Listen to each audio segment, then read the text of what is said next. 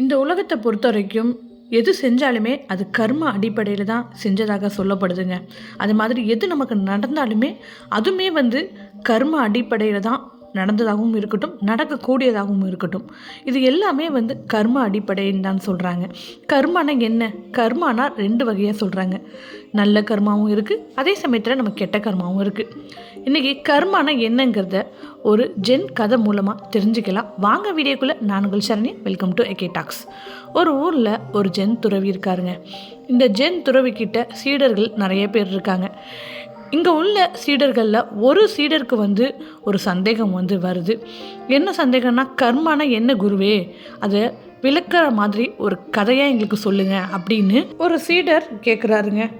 உடனே இந்த ஜென் குருவும் கதை சொல்ல ஆரம்பிக்கிறாரு.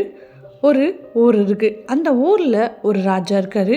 அந்த ராஜா அந்த ஊரையே சிறப்பாக ஆட்சி செஞ்சுக்கிட்டு வராரு. அதாவது அந்த நாட்டையே சிறப்பாக ஆட்சி செஞ்சுக்கிட்டு வராரு. இப்படி ஆட்சி செஞ்சுக்கிட்டு இருக்கிறப்ப அவருடைய நாட்டில் 3 முக்கிய மந்திரிகள் இருந்தாங்க. மக்கள் எல்லாருமே அந்த மந்திரிகளை பற்றி இந்த ராஜா கிட்ட தப்பு தப்பாக சொல்கிறாங்க. சில பேர் தவறாக சொல்கிறாங்க, சில பேர் நல்ல விதத்துலேயும் சொல்கிறாங்க. ஆனால் இந்த ராஜா மக்களோட பேச்சை கேட்கல. சரி, இந்த 3 மந்திரியும் நம்ம கொஞ்சம் சோதிச்சு பார்க்கலாம் அப்படின்னு சொல்லிட்டு இந்த 3 மந்திரியுமே ஒரு ராஜா கூப்பிடுறாரு. கூப்பிட்டு 3 மந்திரிக்கிட்டையுமே தனித்தனி பைகளை கொடுக்குறாரு.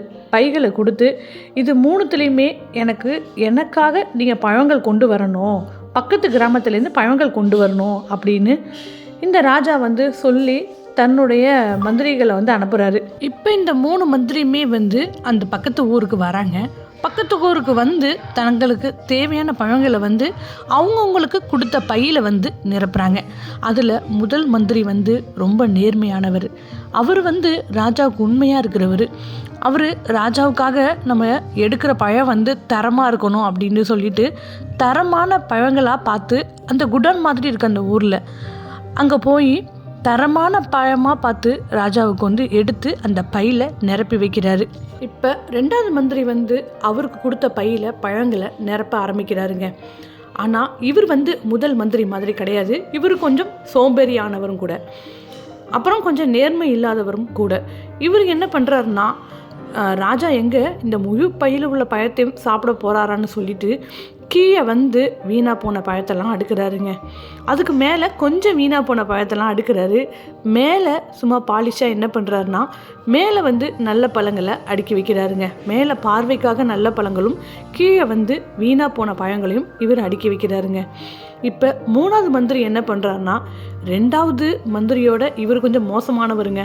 ராஜா எங்கே செக் பண்ண போகிறாரு, முழு பையுமா நம்மக்கிட்டேருந்து வாங்கி செக் பண்ண போகிறாரு அப்படின்னு சொல்லிட்டு அந்த ஃபஸ்ட்டு கீழே அந்த பையில் கொடுத்த பையில் கீழே கல் மண் இதெல்லாம் வெயிட்டுக்காக போட்டுட்டு மேலே என்ன பண்ணுறாருனா, மேலே சும்மா பழங்கள் ஒரு 4-5 சாம்பிளுக்காக வைக்கிறாருங்க இந்த 3வது மந்திரி. இப்போ இந்த 3 மந்திரியுமே தனக்கு கொடுத்த பையில் அவங்கவுங்க பழத்தெல்லாம் நிரப்பிட்டு திருப்பியும் அரண்மனைக்கு வந்துட்டாங்க ராஜாவை பார்க்குறதுக்காக. ராஜா உடனே என்ன பண்ணுறாருனா, இந்த 3 மந்திரியுமே பார்த்துட்டு வர வைக்கிறாருங்க. வர வைத்த பிறகு காவலாளியை கூப்பிடுறாரு. காவலாளியை கூப்பிட்ட பிறகு இந்த 3 மந்திரியுமே நீங்கள் தனித்தனி சிறையில் அடைச்சிருங்க அப்படின்னு அந்த காவலாளிக்கிட்ட ராஜா சொல்கிறாருங்க. இதை கேட்ட காவலாளியுமே இந்த 3 மந்திரியுமே தனித்தனி அறையில் அடைச்சி வைக்கிறாங்க. இப்போ அடைச்சி வச்ச பிறகு ராஜா சொல்லிடுறாரு, உங்கள் எல்லாருக்குமே 1 மாதம் நீங்கள் கொண்டு வந்த பழங்களை மட்டும்தான் நீங்கள் சாப்பிடணும், இதுதான் உங்களுக்கு உணவுன்னு சொல்லிடுறாங்க. சொன்னோன்னே முதல் மந்திரி தப்பிச்சிட்டாருங்க. ஏன்னா அவர் நேர்மையாக இருந்தார், நல்ல பழங்களையும் கொண்டு வந்தார். 2வது மந்திரி ஆனால் அவர் வீணாக போன பழங்களையும் கொண்டு வந்தார். மேலே தான் நல்ல பழங்களை கொண்டு வந்தார். 3வது மந்திரி ஏமாற்றிட்டாருங்க. அவர் கீழே கல் மண்ணெலாம் நிரப்பிட்டு மேலே சும்மா சாம்பிளுக்காக 4 பழங்களை மட்டும் கொண்டு வந்தார். இப்போ இதில் 2 மந்திரிக்குமே தூக்கி வாரி போடுதுங்க. தூக்கி வாரி போடுது. 3 மந்திரியுமே தனித்தனி அறையில் அடைச்சி வச்சுட்டாங்க. முதல் மந்திரி 1 மாதம் ஃபுல்லாக நல்ல சாப்பாடுங்க அவருக்கு. அந்த எடுத்துகிட்டு போன பழங்கள் தரமான பழங்களாக பார்த்து அவர் எடுத்ததுனால தரமான உணவாக அவருக்கு இருந்துச்சு. 2வது மந்திரி ஏனோ தானோன்னு எடுத்தாருங்க. ராஜாவுக்கு தானே அப்படின்னு சொல்லிட்டு அவர் எங்கே செக் பண்ண போகிறாரா அப்படின்னு சொல்லிட்டு ஏனோ தானோன்னு எடுத்தார். அதனால் அவருக்கு வந்து அந்த 1 மாதத்தில் வந்து அழுகிய பழங்களை தின்னதுனால நோய்வாய்ப்பட்டுட்டுங்க அவருக்கு.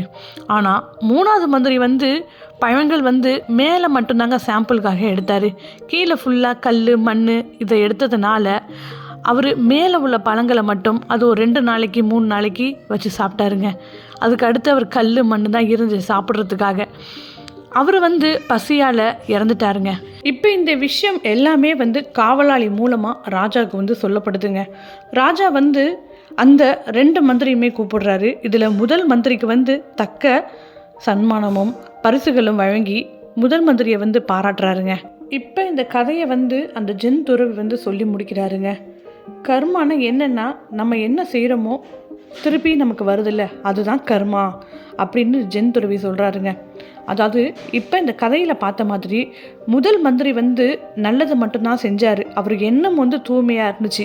அவர் தனக்குன்னு இல்லாமல் ராஜாவுக்கும் சரி, ராஜாவுக்கு மற்றவங்களுக்கும் சரி நல்லது நினச்சார். ராஜாவுக்கு தானே அப்படின்னு சொல்லிட்டு அவர் வந்து பழங்கள் வீணாக போன பழங்களை வந்து எடுக்கலை. நல்ல பழங்களாக தரமான பழங்களாக பார்த்து எடுத்ததுனால அந்த நல்ல கர்மா வந்து திரும்பி அவருக்கு வந்து அவருக்கே வந்து சேர்ந்தது.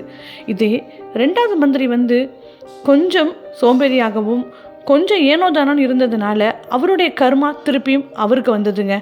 இதே 3வது மந்திரி வந்து கொஞ்சம் சுயநலவாதியாக இருந்துட்டாருங்க. ராஜாவுக்காக எடுத்த பழங்கள் தானே அப்படின்னு சொல்லிட்டு கொஞ்சம் சுயநலமாக யோசித்து, அதாவது தனக்கு எடுத்தால் கொஞ்சம் நல்ல பழமாக எடுத்துருந்துருக்கலாம், ராஜாவுக்கு தானே அப்படின்னு சொல்லிட்டு கல் மண் இந்த மாதிரி கொஞ்சம் குறுக்கு வழியில் போயிட்டாருங்க. அதனாலே என்னமோ அவருக்கு வந்து அவர் செஞ்ச கர்மா திரும்பியும் அவருக்கு வருதுங்க அப்படின்னு சொல்லிட்டு இந்த ஜென் துறவி வந்து சீடர்களுக்கு வந்து கர்மாவை நல்லா எடுத்துரைக்கிறாருங்க. இந்த கதை மூலமாக மனிதர்களாக்கிய நம்ம வந்து தெரிஞ்சுக்கிறது ஒன்று தாங்க. நல்லதை அறுவடை செஞ்சால் நமக்கு வந்து நல்லதே நடக்கும். அதே தீமையை நம்ம வந்து விதைச்சோன்னா அது தாங்க நமக்கு வந்து அறுவடையாக கிடைக்கும். நம்ம எண்ணம் வந்து தூய்மையாக இல்லாமல் எண்ணத்தை விதைக்கிறோமோ அது தாங்க நமக்கு வந்து ரிட்டர்ன் கிடைக்கும். இப்போ இந்த 3வது மந்திரிக்கு கிடைச்ச மாதிரி நமக்கு வந்து எண்ணம் தூய்மை இல்லாமல் மற்றவர்களுக்கு தானே அப்படின்னு சொல்லிட்டு கொஞ்சம் சுயநலமாக இருந்தோன்னா அதே தாங்க நமக்கு வந்து ரிட்டர்ன் கிடைக்கும். இதே கர்மா வந்து நம்ம முப்பிறவிலும் சரி நல்லதும் செஞ்சுருக்கலாம், கெட்டதும் செஞ்சுருந்துருக்கலாம். இந்த பிறவியில் வந்து நம்ம வந்து ரொம்ப நல்லவங்களாக இருந்திருக்கலாம். ஆனால் நமக்கு நடக்க போகிற விஷயம் சரி, நமக்கு நடந்துக்கிட்டு இருக்க விஷயமும் சரி, ஏதாவது நமக்கு வந்து ஒரு ஆசைப்பட்டிருப்போம், அது தாமதமாக இருந்திருக்கும், அதுமாதிரி ஒன்று கிடைக்காம போயிருந்திருக்கோம், நமக்கு வந்து கொஞ்சம் தவறுதலாக நடக்கலாம். இந்த மாதிரி இதுக்கு எல்லாத்துக்கும் காரணமும் கர்மா தாங்க. அதாவது நம்ம போன ஜென்மத்தில் செஞ்ச கர்மா, நல்ல கர்மாவாகட்டும் கெட்ட கர்மாவாகட்டும், அந்த கர்மாவை வந்து இந்த பிறவியில் நம்ம வந்து அனுபவிப்போங்க. அதனால் நமக்கு வந்து கஷ்டங்கள் நடந்தாலுமே நம்ம வந்து கவலைப்படணும்னு அவசியம் இல்லைங்க. நம்ம கர்மா அடிப்படையில் தான் நம்ம கர்மா வந்து கழிப்படுது. நம்ம கர்மா அடிப்படையில் தான் அந்த கஷ்டங்களே வந்து நமக்கு வந்து நடக்குதுன்னு வச்சுருக்கலாங்க. இது வரைக்குமே இந்த வீடியோ பொறுமையாக பார்த்த உங்கள் எல்லாருக்குமே கோடான கோடி நன்றிகள். இந்த ஜென் கதை உங்களுக்கு ரொம்ப பிடிச்சிருந்துச்சுன்னா வீடியோக்கு ஒரு லைக் கொடுங்க.